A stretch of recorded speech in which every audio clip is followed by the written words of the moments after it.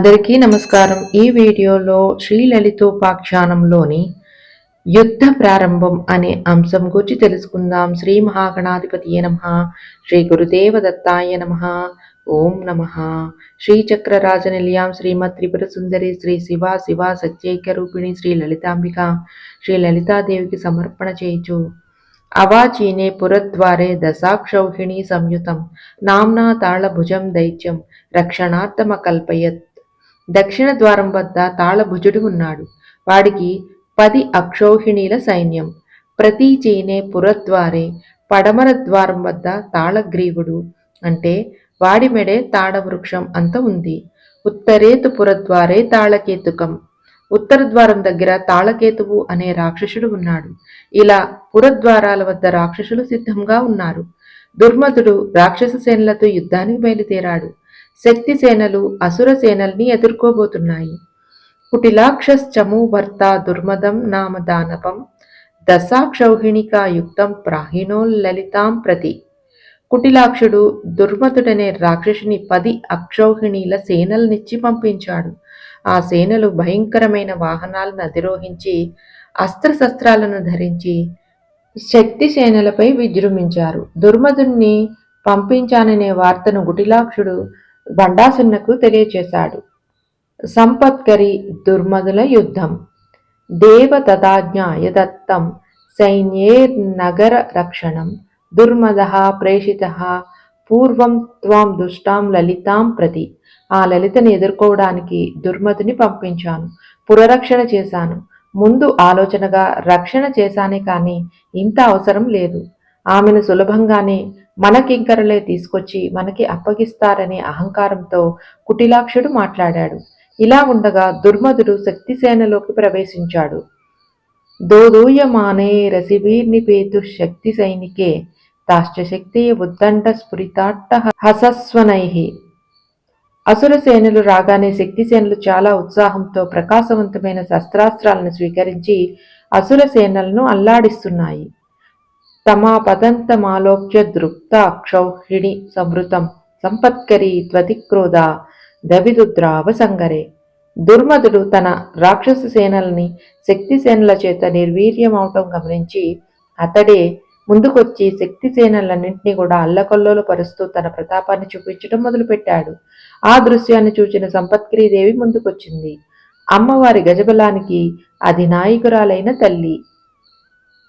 సంపత్కరీ సమానాభిః శక్తి విస్సమధిష్టాః. తనతో సమానమైన శక్తి సేనలతో ఆ తల్లి దుర్మధుని ఎదుర్కొన్నది. అమ్మవారి సేనలకు అసుర సేనలకు మధ్య భయంకరమైన యుద్ధం జరుగుతోంది. ఏవం ప్రవృత్తతే సమరే జగచ్చక్ర భయంకరే శక్తయో వృష సంక్రుద్ధ దైత్య సేనామమర్ధయన్. ఈ అమ్మవారి దగ్గరున్న సేనలు గొప్ప పరాక్రమాన్ని చూపిస్తుండగా దుర్మధునికి ఉక్రోషం కలిగింది. వాడి వాహనం ఒంటె. ఉష్ట్రమారుహ్య సాహస దుర్మదోభ్యద్రవచ్చము. దానితో మహావేగంగా అమ్మవారి మీదకు వచ్చాడు. అలా వచ్చిన వాడిని చక్కగా అమ్మవారు ఎదుర్కొన్నారు. సంపత్కరీచమో చక్రం వనం వార్భిరివాముద్భవ. రాక్షసుల సేనలన్నిటి మీద సంపత్కరీవి తన ధనస్సు నుంచి బాణాలను కురిపించింది. అవి మబ్బులోంచి వానజల్లులు కురుస్తున్నట్లుగా బాణాల వర్షం కురుస్తోంది. ఒక్క సంపత్కరి వేసిన బాణవర్షంతో అసుర సేనలన్నీ కల్లోలమైపోతున్నాయి. స్తంభితేవా భవత్సేనా సంపత్కర్యాః క్షణం రణే అధక్రోధారుణం చక్షుర్దధానా సంపదంబిక. దుర్మధుడేం తక్కువవాడు కాదు. వాడు కూడా తన మాయాశక్తులతో భయంకరమైన ప్రతాపాన్ని చూపించగా ఆ శక్తిసేనలు కొంచెం స్తంభించాయి. అది గమనించిన సంపత్కరీదేవి క్రోధారుణ నేత్రాలతో తన రణ కోలాహలమనే గజాన్ని మరింత ముందుకు దుర్మధుడిపైకి తీసుకువచ్చింది. సంపత్కరి అనే మంత్రాది దేవత దుర్మదమనే అసిరీ శక్తిని సంహరిస్తోంది. అంకుశం దేనికి సంకేతం? ఏనుగును అణచుతుంది. ఏనుగు మదానికి సంకేతం. మదాన్ని నిగ్రహించడమే ప్రధానంగా కావలసింది కనుక వాడి పేరు దుర్మధుడు. ఆ పేరు పెట్టడంలోనే సంకేతవాదం కనిపిస్తోంది. దుర్మధుడి మీదకి అమ్మవారి అంకుశాయుధం నుంచి ఉత్పన్నమైన సంపత్కరి దేవే వెడుతోంది. ఈ యుద్ధం మననం చేస్తున్నంతసేపు సంపత్కరి మంత్రాన్ని అనుష్ఠానం చేస్తున్నట్లే. మంత్రాన్ని ఒక్కమారు అంటే ఫలించదు. దానికి అనేక ఆవృత్తులు కావాలి, అనేక మార్లు మంత్రాన్ని ఉచ్చరించాలి. మన శ్రద్ధ, ఏకాగ్రత ఈ రెండిటి మీదే ఈ ఆవృతం పనిచేస్తుంది. కొంతమంది కొన్ని లక్షలు చేసినా ఫలించదు. కొంతమందికి అది 10 మార్లు చేస్తేనే ఫలిస్తుంది. దానికి కారణం అతని పూర్వజన్మ సాధనా సంస్కారం. ఈ జన్మలో అతడికి ఉన్న తీవ్రమైన ఏకాగ్రత. ఈ రెండిటి కారణంగా కొందరికి అదే మంత్రం త్వరగా సిద్ధిస్తుంది. కొందరికి కొంతకాలం పడుతుంది. ఆ కాలం పట్టి సిద్ధించడమే. కొంతకాలం యుద్ధం జరగడమనే దానిలో ఆంతర్యం. ప్రతి సిద్ధి కూడా ఒక అసురీ శక్తిపై విజయమే. దుర్మదునితో యుద్ధం జరుగుతోందని ఏకాగ్రతగా చదువుతున్నంతసేపు సంపత్కరీదేవి అనుగ్రహం మనపై పరిపూర్ణంగా వర్షిస్తుంది. యుద్ధంలో అమ్మవారు ఎలా ఉన్నారో ఆ సౌందర్యాన్ని వర్ణిస్తున్నారు. మామూలుగా సింహాసనం మీద కూర్చున్న దేవి యొక్క సౌందర్యం వర్ణించటం వేరే విషయం. యుద్ధంలో సౌందర్యాన్ని వర్ణించటం గొప్ప అద్భుతమైన అంశం. దీనినే దూర్జటి మహాకవి వీర శృంగారమూర్తి అని భావించారు. అటు శృంగారము ఉంది అంటే సౌందర్యవంతమైన అలంకారము ఉంది, ఇటువైపు వీరత్వము ఉంది. ఆ వీర శృంగారమూర్తిని యుద్ధంలోనే చూడగలరు. మంత్రాది దేవతలందరూ కూడా వీర శృంగారమూర్తులుగా కనిపిస్తున్నారు కనుక వారు ఎంత ప్రతాపం చూపిస్తుంటారో అంత ప్రసన్నంగా ఉంటారు. కొంతమంది ప్రతాపం చూపించేటప్పటికీ వారికి లోపలున్న సౌకుమార్యం, ప్రసన్నత ఇవన్నీ అడుగంటిపోతాయి. కానీ అమ్మవారు ప్రతాపాన్ని, ప్రసన్నతని రెండింటినీ చూపిస్తూ ఉంటారు. చిత్తే కృపా సమర నిష్ఠురతా చ దృష్ట్వా త్వయేవ దేవి వరదే భువనత్రయేపి అని అద్భుతంగా చండీ సప్తసతి దేవి మహత్యంలో వ్యాస మహర్షి వర్ణిస్తారు. నిజానికి అమ్మవారి సేనలు దయాస్వరూపులు. కానీ వారు యుద్ధంలో అలా ఎందుకు ప్రవర్తిస్తున్నారంటే సమర నిష్ఠురత అన్నారు. యుద్ధంలో అలా ప్రవర్తించాలి కనుక అలా ఉన్నారు. ఆ ప్రతాపం కూడా కారుణ్యం యొక్క మరొక భావ ప్రకటనమే, అంతేకాని కారుణ్యరాహిత్యం కాదు. ఆ వీర శృంగారమూర్తిని హయగ్రీవ స్వామి మనకు కళ్లకు కట్టేలా వర్ణిస్తున్నారు. ఆ లోల కంకణక్వాన్ రమణీయ తరఃకరః తస్యాశ్చ కర్ష కోదండమౌర్యే మాకర్ణమహవే. ఆ సంపత్కరీదేవి రణ కోలాహలమని ఏనుగు మీద కూర్చుని మ్రోగుతున్న కంకణాలతో ఉన్న చేతితో ధనస్సుని పట్టుకుని మరొక చేత్తో వింటినారిని లాగింది. దృశ్యాన్ని, శబ్దాన్ని రెండింటినీ అద్భుతంగా మన అనుభూతిలోకి తెస్తున్నాడు.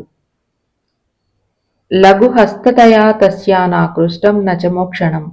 ఆ లాగేటప్పుడు ఏదో కష్టపడి చేయలేదు, లీలగా లాగిందట. అయితే లాగడం కనిపించింది తప్ప మళ్ళీ కొంతసేపటికి విడిచిపెట్టిందా అన్నది కనిపించటం లేదు. అలా ఒక పరంపరగా ఆమె ధనస్సు నుంచి బాణాలు వర్షిస్తూనే ఉన్నాయి. అప్పుడు ధనస్సు ఎలా కనిపిస్తుందంటే దదృశే ధనుశ్చక్రాత్ కేవలం శరధోరణి. ధనుషు ఒక చక్రంలా కనిపిస్తున్నది. నారిని లాగగానే ధనస్సు చక్రంలా మారుతుంది. ఆ చక్రంలా మారిన ధనుస్సే కనిపిస్తోంది తప్ప మళ్ళీ మామూలుగా మారటం కనపడటం లేదు. ఏ మాత్రం ఎడమ ఇవ్వకుండా బాణ పరంపరలను వేస్తోంది తల్లి. అభూదన్యోన్య సంఘట్ట సస్ఫులింగ శిలీముఖం ప్రథమం ప్రసృతైర్బాణే సంబద్దేవి సురద్విషో అంధకార సమభవ తిరస్కుర్వన్హస్కరం. ఇటు అమ్మవారు వేస్తున్న బాణాలు, అటు దుర్మదుడు వేస్తున్న బాణాల వల్ల ఒక చిత్రమైన అకాల అంధకారం వచ్చింది. వెంటనే ఆ బాణాల వల్లే అంధకారం పోయింది. అదెలాగంటే విస్ఫులింగా విదధిరే కద్యోద భ్రమచాతురీం తదంతరే చ బాణానామతి సంఘట్టయో నయః. బాణానికి బాణం తగలగానే ఆ రాపిడి వల్ల మిడుగుర్ల వంటి నిప్పులు వెదజల్లబడి ఆ చీకటి పోయింది. ఆ విధంగా చీకటి కప్పబడి చీకటి పోయింది. దృశ్యాన్ని ఇప్పుడున్న ఏ అధునాతన సాంకేతికత కూడా తేలేనంత అద్భుతంగా చిత్రీకరించి చూపిస్తున్నారు పురాణకర్త అయిన వ్యాసదేవుడు. తయాధిరోఢ శుక్రోణ్య రణకోలాహలః కరి పరాక్రమం బహువిధం దర్శయామాస సంగరే. ఆవిడ ప్రతాపం అలాగుంటే ఆవిడ ఎక్కి కూర్చున్న ఏనుగు ప్రతాపం ఇంకా చిత్రంగా ఉంది. కరేణ కతి చిత్వైతాన్ పాదాఘాతేన కాంశ్చన ఉదగ్రదంత ముసలాఘాతే రన్యాంశ్చ దానవాన్ వాలదండా హతేరన్యాన్ పీట్కారైర పరానృపూన్ గాత్రవ్యామర్దనైరన్యాన్ నఖాఘాతైస్తదా పరా ప్రదిమానాభిఘాతేన కాంశ్చిజ్జైత్యాన్ విమర్దయన్ చతురం చరితం చక్రే సంపద్దేవి మతంగజః. ఆ ఏనుగు తన తొండం విసురుతో అనేక మంది రాక్షసులను సంహరిస్తున్నది. తన పాదాలు ఎత్తి అనేక మంది రాక్షసుల్ని అణిచివేస్తుంది. అతి దీర్ఘాలైన దంతాలతో అనేక మంది దైత్యుల్ని సంహరిస్తుంది. తోక విదిలింపుతో కొందరు రాక్షసులను సంహరిస్తున్నది. ఫేత్కారము అంటే ఘీంకార ధ్వని చేత కొందరు రాక్షసుల గుండెలు ఆగిపోయాయి. ఆ శరీరాన్ని తాకించి కొంతమంది దైత్యులను సంహరిస్తోంది. వారెక్కి కూర్చున్న వాహనాలు కూడా ఎటు తీసుకెళితే అటు వెళ్లేటట్లు కాకుండా అవి కూడా యుద్ధంలో ఒక యోధుల్లా పనిచేస్తున్నాయి. ఇలా జరుగుతుండగా దుర్మధుడు చాలా కోపగించుకున్నాడు. క్రమంగా తన సేనంతా తరిగిపోతుంది. శక్తి సేనలు మరింత బలంగా పనిచేస్తున్నాయి. అతనికి చాలా ఉక్రోషం వచ్చి ఎర్రని చూపులు చూసి సదుర్మద కృదారక్త దృష్టిరేకేన పత్రిణ సంపత్కరి మకుటగం మణిమేకమపాదయత్. బలంగా ఒక బాణం తీసుకుని వేశాడు. ఆ బాణం తిన్నగా వెళ్లి సంపత్కరీదేవి కిరీటంలో ఉన్న ఒక మణిని పడవేసింది. అది పడిపోగానే అమ్మవారికి కోపం వచ్చింది. అద క్రోధారుణదృశ తయా ముక్తే శిలీముఖై విక్షతో వక్షసి క్షిప్రం జీవితం దుర్మదో జహశో.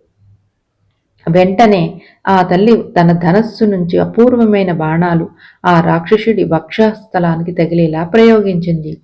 దానితో దుర్మధుడు సంహరించబడ్డాడు. మొదటి విజయం సంపత్కరీదేవి సాధించింది.